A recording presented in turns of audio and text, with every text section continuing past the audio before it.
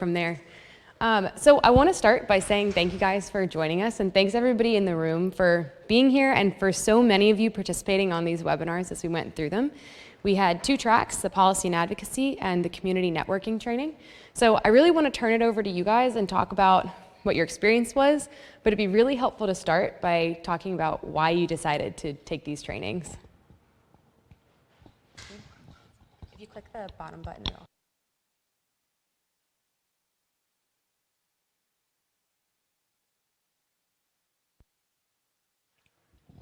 Hi, my name is Darian Danner.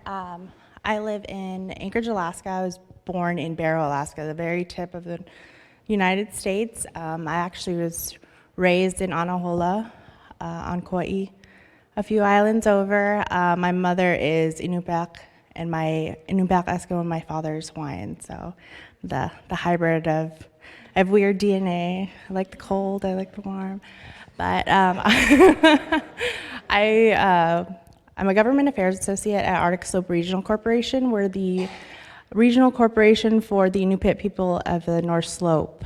We have over 13,000 tribal members and 8 communities that we serve. I took the courses, the policy and the community connect to, because we have an initiative to give better access to our members. And one of the things that we've done is we had the opportunity to invest in the subsea fiber line that Quintillion put in. So we have our coastal communities, they're connected, but we have 3 that are not and have terrible connection and access. But it's one of our initiatives to better that access, and we see the value in that. So that's the reason I jumped on. Aloha, my name is Brandon Makaawaawa. I'm the Deputy Head of State of the Nation of Hawaii, and I come from a community called Pu'uhonua Waimanalo, where the second half of this conference will be, where we'll be setting up Hawaii's first community broadband network. And I got involved with the webinars because I didn't want to look stupid when everybody came over, and I had like no idea. So, so I figured, yeah, gotta learn. And, this is all kind of rather new to me because we just met Jeff and Mark and everybody in June. Fast forward to today, it's like happening. So it's like a crash course where we have no inkling that we'd ever build a community broadband network. We're involved in nation building. So it's a whole bunch of things, including the internet, but we didn't know the internet was a priority to us until we had somebody like Internet Society in our corner. We had somebody like Bert Lum from the state of Hawaii on our corner, and all of these resources, all of you in this room together, the expertise here. And we're just really thankful that we have people like the Internet Society, like Bert Lum, like everyone here to help guide us, because what we're doing is we're blazing a trail for Hawaiians in Hawaii to own our own community broadband network, to become an ISP. And I feel very fortunate that we're here, but I'm here to learn so that we can empower ourselves and then empower our community. And then at next year's conference, we'll help to empower more Indigenous peoples, because that's what it's all about, is empowering each other. And with the power of the internet helps us to get our story out beyond the political barriers that may exist here, so that we can connect with people and then we can bring resources in, so we don't need to rely on the state or rely on Hawaii Telcom or rely on a lot of these different companies that may not have our best interests in mind.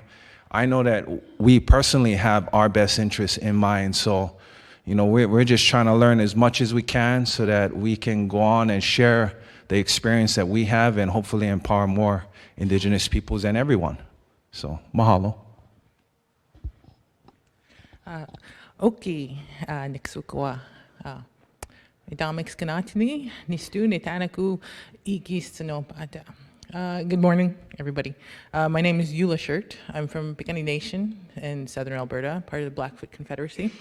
I've been working in connectivity for like 20 years.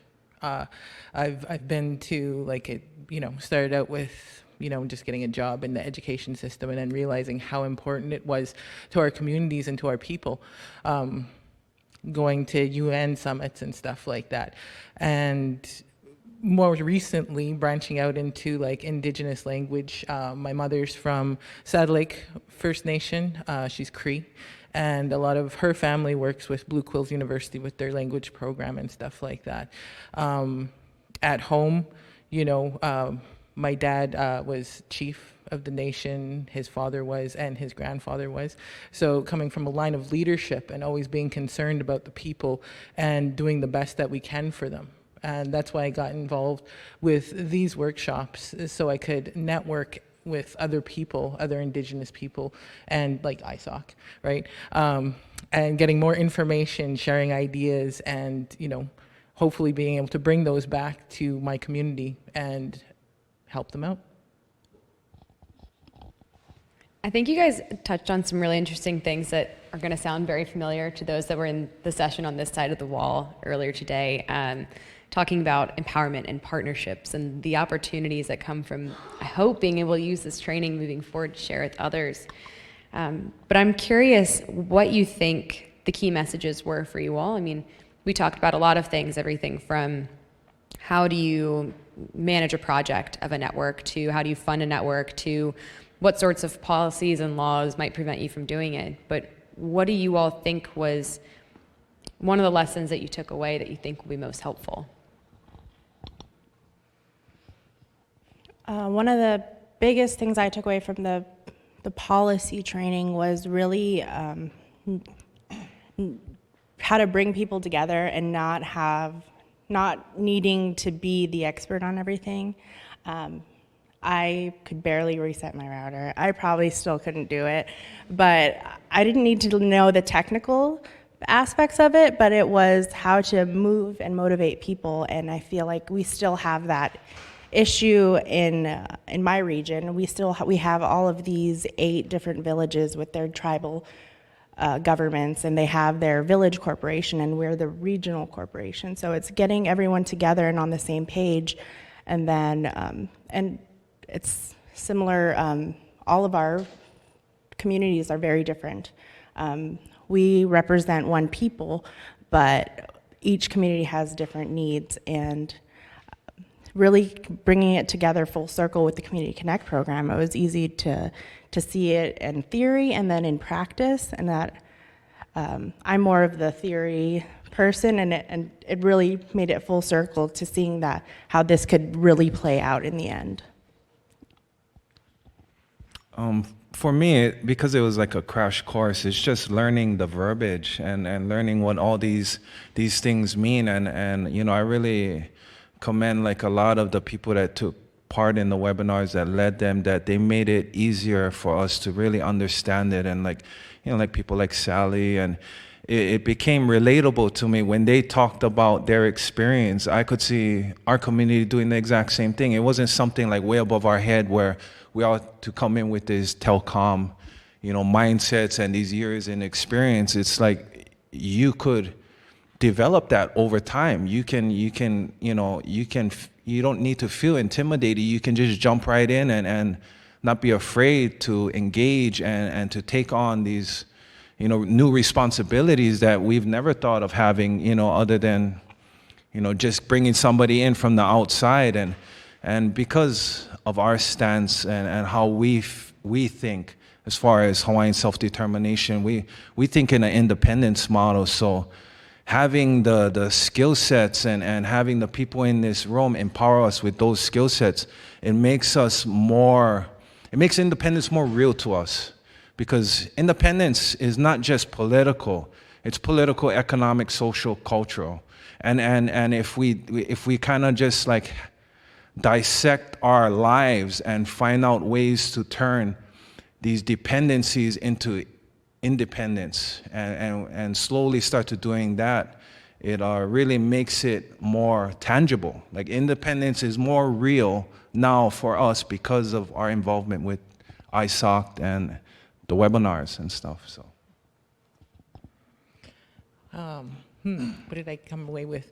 One of the biggest things was, and like I really have to thank ISOC for this, is bringing everybody together. Because, you know, when you're working in an indigenous community, sometimes you can start to become really isolated and feel like, you know, like there's nobody else out there that's going through this, or who else could I figure out, like, you know, is there anybody else out there that could help me with this? And I really felt that in our One Policy webinar when I was like, oh my God, I've been thinking about that for like the past 20 years. I didn't realize everybody else was thinking about that too, you know, and like, how can we share these policies? Like, is a policy that is applicable to, say, like a Dene Reserve up north, is it applicable to us in Piikani Nation? How do we, you know, share that information? How do we help each other develop policies? And I think that was really great. I'm so glad you guys said that too, because I think one of the things that we as ISOC really wanted to do with these webinars was to create sort of a network of networkers, where there is now a group that includes everyone from those who are really early stages of either building a network or getting involved or becoming an advocate, and those that have been doing this for their entire careers. And one of the things that I personally have benefited most from these events is learning who those people are. And I'm so excited to have this kind of recorded, captured moment with these people that we can now share moving forward as well. So I'm very glad that that was as exciting to y'all as it was to me. And again, I hope that that's something that continues to grow from this event, that we all can learn to rely on each other and figure out who has skills where that we can build off of moving forward and make some real progress. So one of the things I'm most curious about is what you all plan to do with the knowledge that you've gotten. And I'm not trying to put you on the spot. You don't have to say, like, Brandon, you know, you're building a network. You don't have to say that, but I'm curious if this is something you hope to kind of reflect on or to put back to the community, or something in between. I am looking at the community networks training as looking at each of our communities and to see if a community network would be feasible. We do have our carriers, Arctic Slope Community Technical or cooperative. We have a cooperative up there that does provide these services, and we do have the fiber. We have the fiber there, but we're still having the issue of it's not affordable. It's not available to everyone. So I want us to try with our smallest community and see if that could possibly be a community network. With our community network, what we want to do is create hope for our people. We want to push the limits of possibilities of what internet can actually do for us, as far as pushing our political, economic, social, and cultural advancements. We want to do everything and anything we can do because we have this vital piece now. We have this tool. We're like the MacGyvers. You give us like a paperclip and some stuff, and we'll just make the most of it, right? And that's what we want to do. We want to explore every and any opportunity we can reach, because we want other Hawaiians and other communities to understand that you can do this as well. You know, our backgrounds are very humble. You know, me and our head of state, we didn't go to college. You know, we grew up on the streets. Everything is all, you know, self-taught and through experience. And we want to be able to push this as far as we can so that other Hawaiians and other indigenous peoples can understand that you too can leverage the internet, where people don't hear your voice here in the state. They'll hear your voice somewhere around the world. You know, you'll connect with somebody and somebody will reach out and want to connect with you and help you and empower you. And that's what we want to do with our network and our internet service. Well, going forward, I think the biggest thing that I'm really wanting to focus on now is advocacy. We heard a lot about like different solutions in different indigenous communities, and you know, we've talked about it. You know, it's not a one size fits all, and a lot of the things that happen in Canada are top down, right? Somebody coming into your community and saying, "Here's a solution, use it," right? But it might not be the best solution for our community, or the way the funding rolls around and stuff like that. Who gets the funding and like who actually benefits from it? advocacy is going to be like a big part of what I'm focusing on, taking away from these webinars. That's awesome. And I mean, I should say too, last year we had, over the course of the 2 days, there were a set of policy recommendations that were created by the group that we've since passed on to many different government agencies and to representatives in Ottawa and in DC. And that's something that's happening here as well. And there'll be this creation of policy recommendations that I hope we can all take forward next year and start really pushing in both Canada and the US. And so there'll be lots more about that over the next 2 days, but if it's something that you're interested in helping to develop, let me know. And you're all going to be forced to help in some way tomorrow afternoon when we pitch them to you and get everyone's approval and feedback and things. So be thinking about what you think those kind of big policy goals and the tangible next step goals could be, in both countries and at the local level as well, at the state level.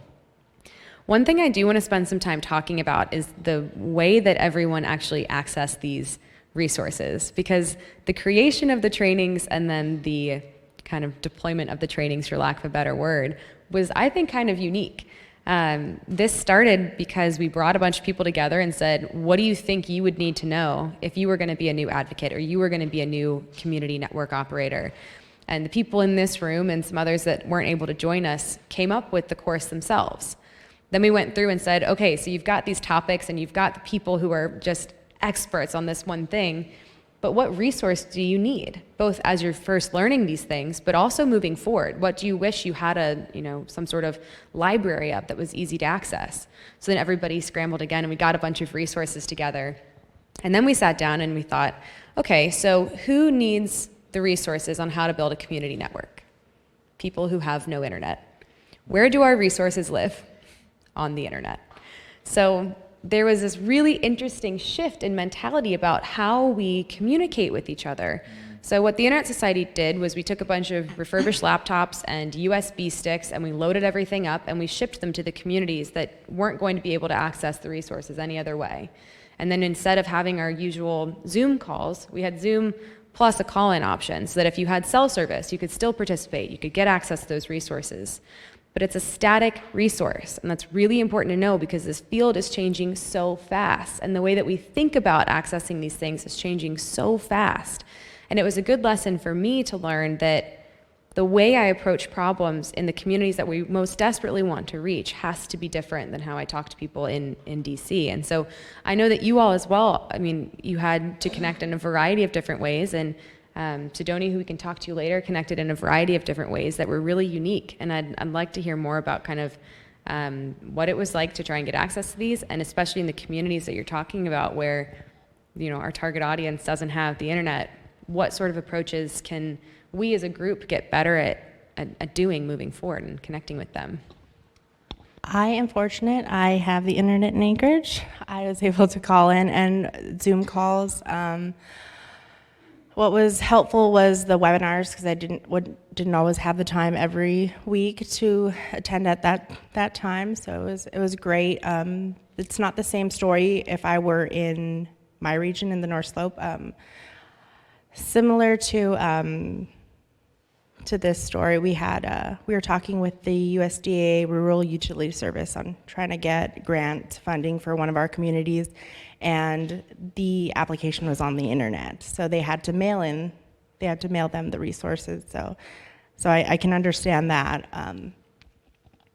but I think maybe if I learned about this program through my colleague Patuk Glenn. She works in our community and economic development. I heard about this through her, so maybe I think if other people in my region were to learn about this, if we could expand that outreach a little bit more, I think that would also help with educating our community members on the importance of the internet and the importance of connectivity and not making it so scary. I connected to the webinars through my cell phone, and so we did every meeting like this, and it was like me and my uncle sharing a space on top of my phone. It's because this is the only internet access we currently have, and so you guys are helping to eliminate this so that, maybe we can have a more professional setup next time we participate. But I think you guys did a really good job with, having Zoom be, these meetings, being able to be on Zoom and having that whole technology is very good. Like Darian was sharing, other parts of our community didn't really know about the meetings, and that, maybe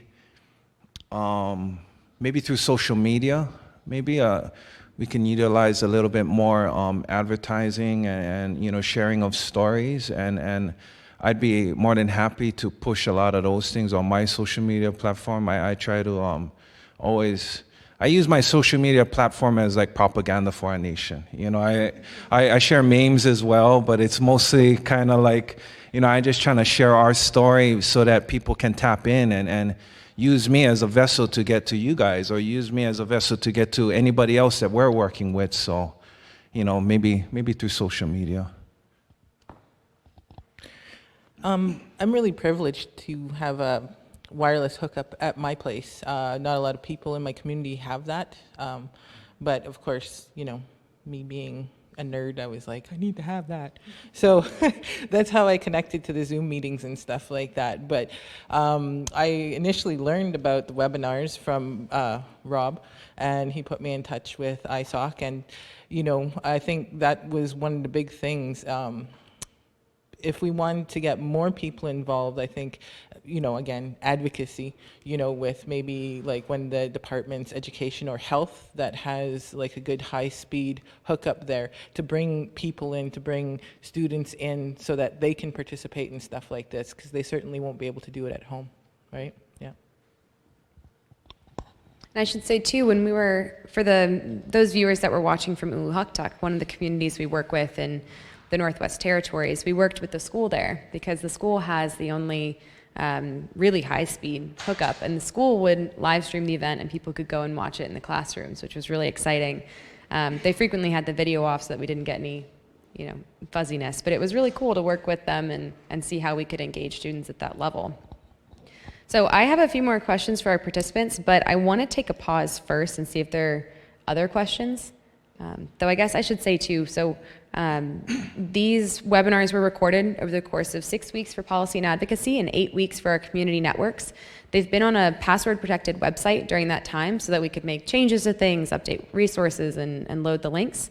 But we are going to do a review of that site with the participants to make sure that the information they need is on there, and then it will become public. So we really do hope that this will continue to be a resource to everyone in this room and to your communities. And like you're saying too, the outreach, the individual outreach was a critical piece of making this happen and getting everyone involved. So I do ask that those that are here continue to share it, and if anyone has questions, to come and talk to us about it and tell us how we can improve these, because we hope it will be a resource for a long time. So with that, I'll pause and see if there's questions.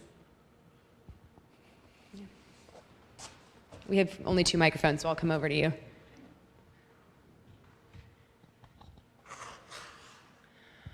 You mentioned identifying some communities that didn't have internet access so that you could send them laptops and USBs with the policy information. I know that there are a lot of nonprofit organizations and other smaller groups here that could benefit from having resource lists in our regions that share which communities don't have that internet connectivity. So I'm just wondering if the Internet Society has ever developed those kind of resource lists so that nonprofit organizations like the one that I work for, which is a mental health organization, are able to reach those communities with that knowledge that they don't have that connection. So we don't have a list of every community that doesn't have access, but we do have really great partners who tell us about them. And so that's how we kind of selected or figured out who to work with for these particular trainings. So the people in this room came forward and said, okay, you've got to go here, you have to talk to these people. And that was hugely helpful. So I'm happy to talk more about that too. Does anyone else have a question or feedback? Yeah, sure.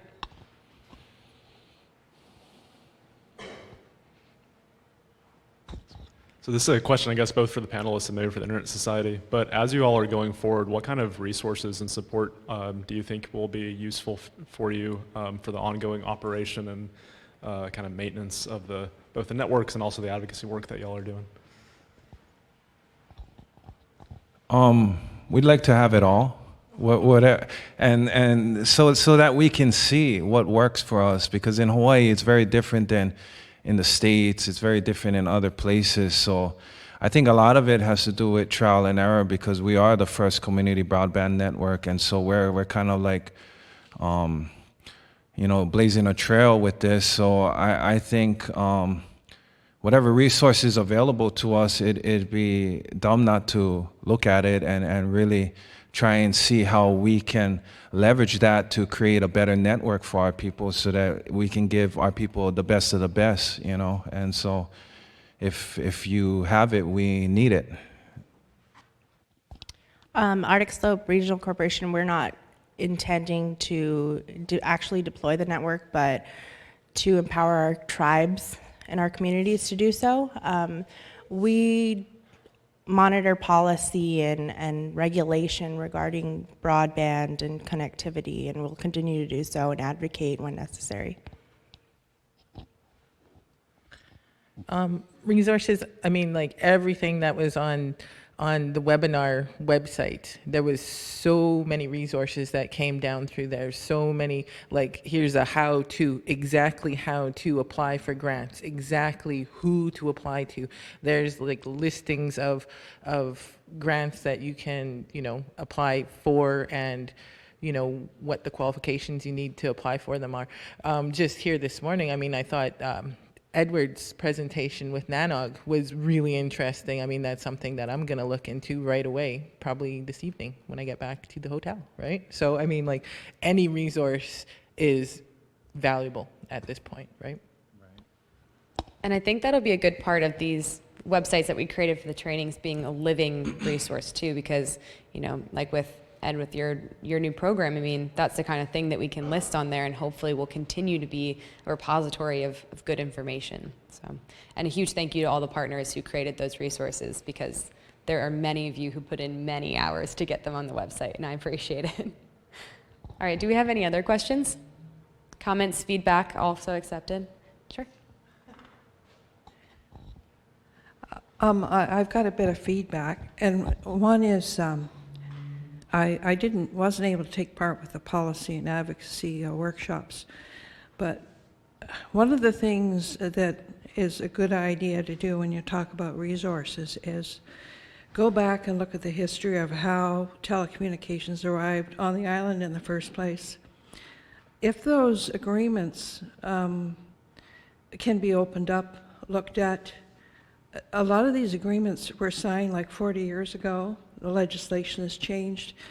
Chances are you might be able to get a better deal or advocate for, that bit more bandwidth that Bert was talking about earlier this morning.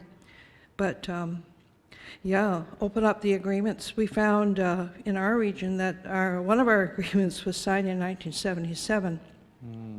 And we were able to go back and inform the chiefs of that particular First Nation that, you're owed a lot of money here. They've just never pursued, they've never claimed the cash because they didn't know how to do it. They still haven't done it, but when I go back, I'll help them. But just because the agreement is there and it was signed, it wasn't signed by you, it was signed by somebody else. So you've got every right, if it's public knowledge, if it's in the library, you have every right to take a look at it and open it up. Thank you, Sally. Did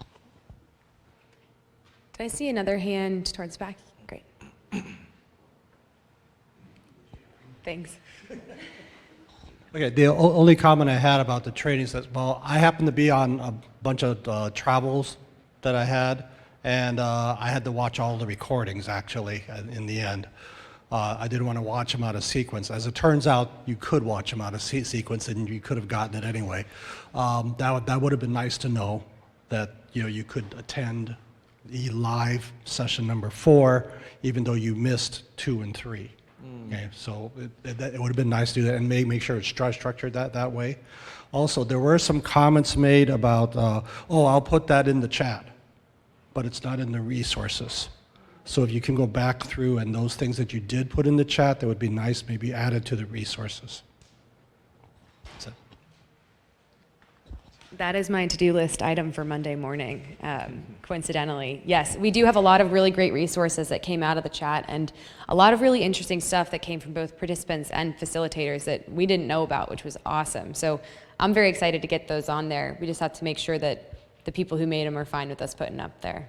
So awesome. Is that a thumbs up or a hands up? I couldn't tell. Awesome, thanks. All right, do we have any other questions or feedback? Okay, with that, I'm going to do final thoughts with y'all, and then I would like to take a minute to actually hand out the certificates to those that are here that completed one or both of the trainings. So I'll start with y'all if you have any other kind of final notes.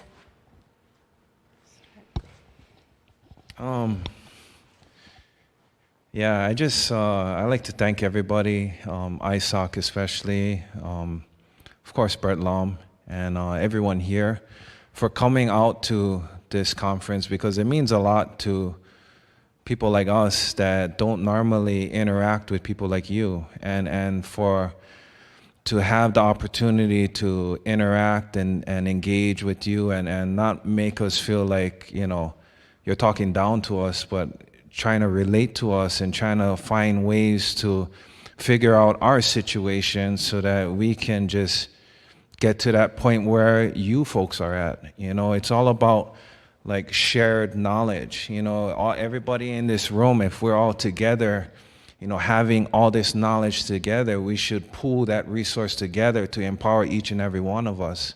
And so I just like to thank everybody in this room. And I have a bunch of cards, so anybody wants to talk to me or wants to share any kind of, you know, I'm all game and I'm all ears, because I'm here to learn. I'm here to try and empower my community as best as I can. And I want to do the same for others. You know, this is our shot this year.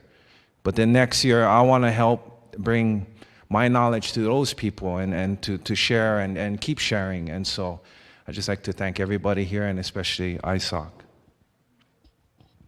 I can add to that. It was kind of a thought. In government affairs, we work on a bunch of different issues, and so I'm supposed to be the expert on everything, but so we know a little bit about everything. I felt like I bit off more than I can chew with the commitment to the policy and the Community Connect, but the first resource was Broadband 101. I was like, yes. It was like nice infographics, so it was easy to understand, and it was a great experience, and I can really see how these policies and these community connects can really happen. And I look forward to the great things that they're going to do for Brandon's community and for communities to come. I'd just like to echo a little bit of what Brandon said. You know, definitely thanks to ISOC bringing us all together. I think it gives what we're doing like indigenous flavor, right? We're more about working collectively. We're more about sharing. We're more about, you know, helping each other. And when you work in IT, like this is something I've noticed over the past 20 years, you can start to feel really isolated. And you can start to feel like, you know, it's bringing you further away from your community than bringing the community itself together, right? And seeing all of you here and seeing so many people so interested in working together is just amazing. So, thanks.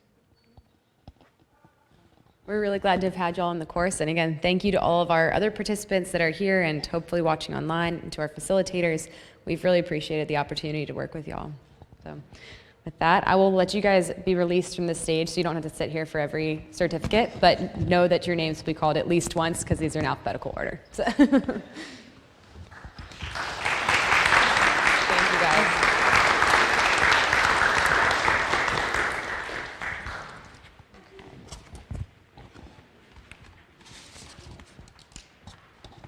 Okay, we're going to start with Kat Blake for the Community Networks training. Thank you very much. You're welcome. welcome. We have Darian Danner. Sorry, you just left the stage, but. And while she's coming up, Anna Higgins, who might be outside. And again, these are for community networks training. Thank you. I'll save hers for later. Teresa Hopkins. Let's see. Bumpy. Thanks. I guess I should say Dennis Kanahele, but Bumpy. Yeah. Oh, and Brandon, this one's yours, actually. That's perfect timing. Okay. And Sydonie, you might be outside. Okay. Spencer Sevilla, who is also an expert facilitator. Yeah, exactly. Ulukhaktuk, who was sitting. Thank you. Okay, and those are our community network trainees, so we'll give them a round of applause.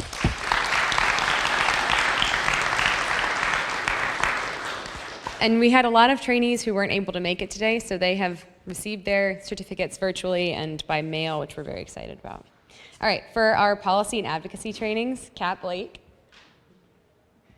Darian. I know, I'm so sorry, I made you go all the way back there. But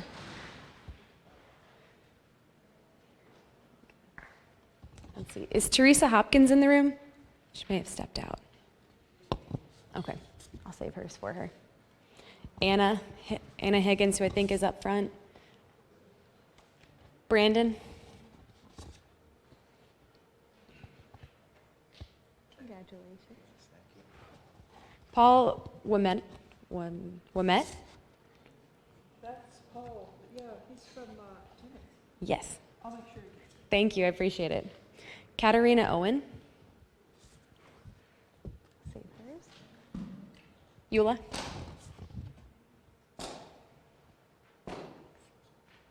And Laura Tribe, who I think is not here today. Okay, those are our policy and advocacy trainees. I want to give them another big round of applause. Okay, thanks. And as I said before, if you are interested in watching the videos, accessing the resources, those are all going to be up very soon. If you have questions about them, let me know. And feedback is always appreciated.